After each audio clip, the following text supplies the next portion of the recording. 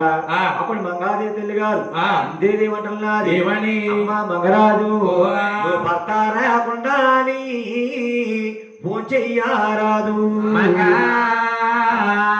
పట్లి మంచం మీద పవలింపారాదు భర్త రాకుండా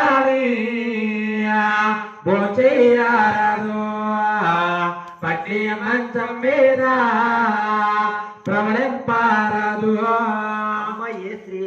పట్టపకటాలు మిట్ట మధ్యాహ్నము భర్త లేకుండా పట్ల మంచం మీద పవలింపరాదు. అవునమ్మా. అంతగా నిద్ర వస్తుందంటే పయ్యాడు సింగిను ఏ సాపు నేల మీద వేసుకుని నిద్రపోవాలమ్మా. భర్తగారు లేకుండా నువ్వు ఫోన్ చేయకూడదు. అవునమ్మా. అంతగా నీ భర్తగారు దూరంగా కానీ వెళ్ళాడంటే ముందుగా ఉండిన భోజనకు పెట్లో తీసి పక్కకి పెట్టి తర్వాత నువ్వు పేం చేయమ్మా. అలాగని మంగాదేవి తల్లి గారు మంగరాజు నా ఇల్లు పడట్టావుళ్ళు ఇల్లు సేకటలో గుళ్ళు నా ఇల్లు పడట్టా ఇల్లు నువ్వులేని నా ఇల్లు సేకటలో గుళ్ళు. మంగరాజు అప్పులండి వెళ్ళిపోతున్నా నా తిట్టింట తిట్టడుగులు ఎవరే చూతారు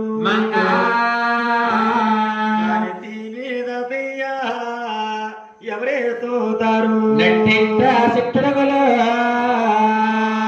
ఎవరే చూతారు నెత్తి మీద పులుసు ఎవరే చూతారు. అలాగని మంగాదేవికి తల్లి గారి విద్య పూజలు చెప్పిన తర్వాత మంగాదేవికి అత్తవారింటికి వెళ్ళిపోతుందని 10 మంది పేరంటాన్ని పిలుస్తుందట. ఎవరు నోటు సెలవా ఎలా ఉంటుందని పిలుస్తామన్నారు. ఏ రాసా వీధిన కల్లా ఓరంబాలారా మాధురలారా రాసా వీధ కాల ఓరంబాలారు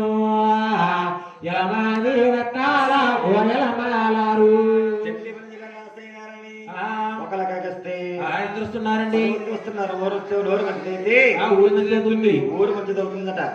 మంగాది వీడి జోడలు వచ్చి మంగాదేవి కాలు వెళ్ళిపోతున్నావా లేదా నీవు వెళ్తావు గాని